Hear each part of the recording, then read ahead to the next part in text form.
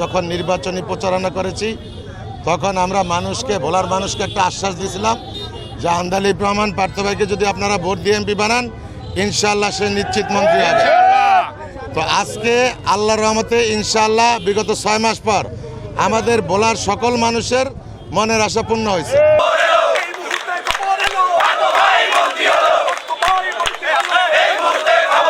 সারা বাংলাদেশের মানুষ চেয়েছিল পার্থর মতো একটা যোগ্য লোক মন্ত্রিসভায় স্থান পাক এবং এই দেশের উন্নয়ন হোক।